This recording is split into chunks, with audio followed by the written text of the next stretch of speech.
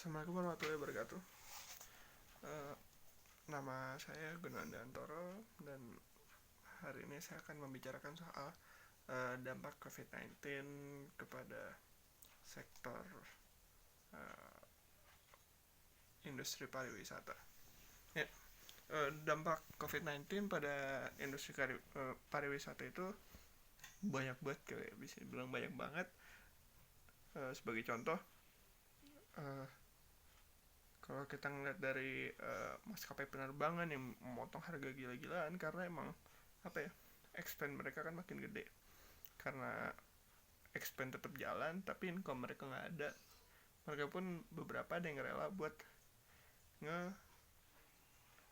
ngasih servis mereka. Misalkan contohnya kayak beberapa bulan lalu kan ada yang dari Jakarta ke Seoul Korea cuma 300.000 ya satu arah. Itu karena emang dia mau ngekat biaya, entah mungkin itu biaya maintenance, karena kalau pesawat itu terus ada di darat itu bakal ngerusak pesawat, dan mungkin ngemotong biaya parkirnya mungkin ya.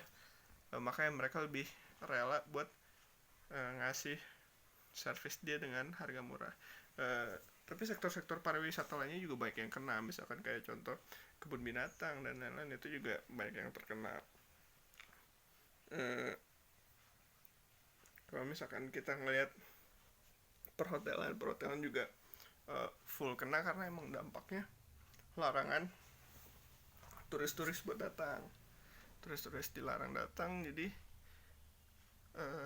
customernya sedikit. Nah, saya mungkin bakal pusing kali kalau jadi Bapak Wisnu Tama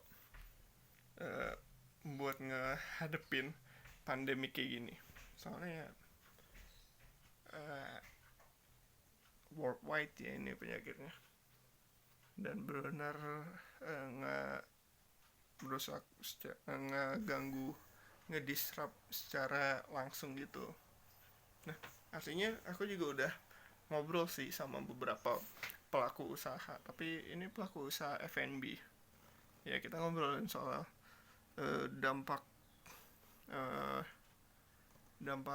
COVID-19 pada usaha-usaha. Nah, jadi tuh dampak dari COVID-19 ke suatu perusahaan terbagi jadi 3. Yang pertama itu dampaknya jadi lumpuh, usahanya jadi lumpuh. Yang kedua itu menjadi beresiko. Yang ketiga itu jadi menanjak, apa ya, menguntung ya, mungkin untung bahasanya. Tumbuh, bahasanya tumbuh aja kali lebih enak ya. Jadi yang pertama itu ada yang lumpuh. Kalau misalkan pandemik ini mempengaruhi secara langsung usaha tersebut, sebagai contoh kayak tadi, kayak maskapai. Soalnya ya maskapai benar nggak bisa ngapa-ngapain dengan terjadinya pandemik ini. Mungkin satu-satunya cara yang bisa dilakukan dan goals dari perusahaan-perusahaan yang lumpuh ini udah bukan nyari profit lagi, yaitu ngemotong biaya sebanyak mungkin.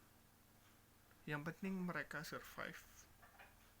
Mereka udah benar nggak peduliin untung atau apa, tapi mereka benar berusaha supaya survive. Makanya kayak Garuda abis motong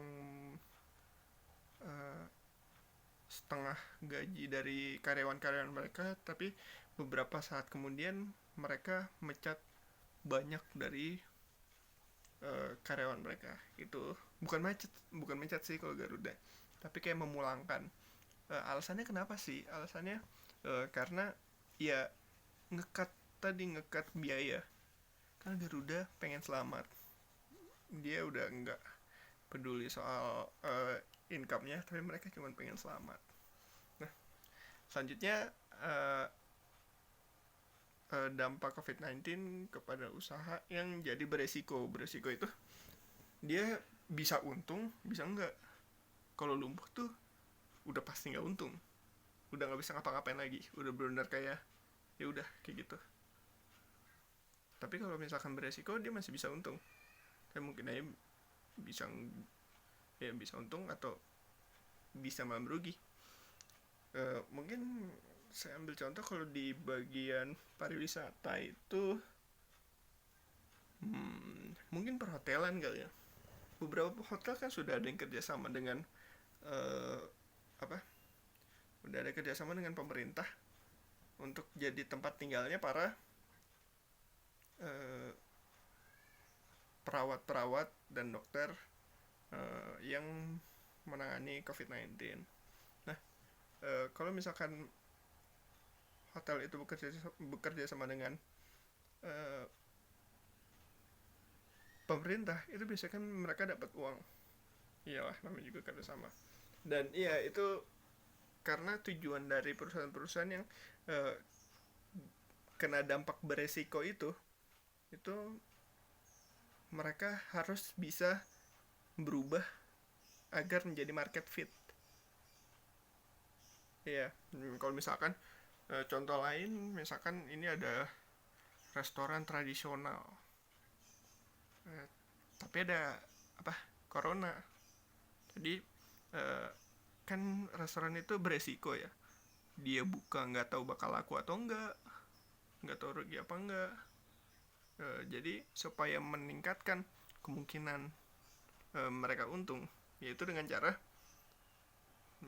mereka lebih transform ya, berubah menjadi lebih market fit lagi.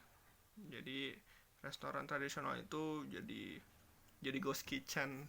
Jadi mereka nggak buka restorannya, tapi mereka ngejual secara online.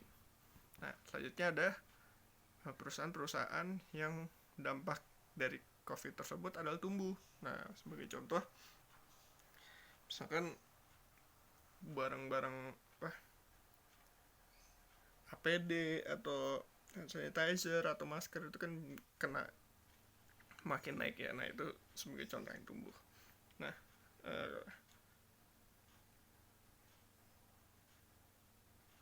mungkin kalau dari pariwisata, mungkin kayak contoh dampak yang tumbuh itu mungkin ini kali ya, yang awalnya brand-brand yang jualan di mall, mereka sekarang jualan online dan makin gila-gilaan. Sekarang jadi gila-gilaan. Soalnya dari data yang saya lihat, yang dibagi dari, saya dapat sumbernya itu dari Tekken Asia, antara di Tekken Asia atau Forbes Indonesia. Itu nunjukin bahwa 2020 tingkat fluktuasi dari pengguna e-commerce itu lebih besar tahun 2020 dibandingkan 2019 ke 2009 sampai 2019. Jadi beberapa bulan ini penggunanya lebih gede, lebih naiknya tuh lebih gede banget dibandingkan 10 tahun. Ya, itu yang kena dampak COVID yang tumbuh. Ya,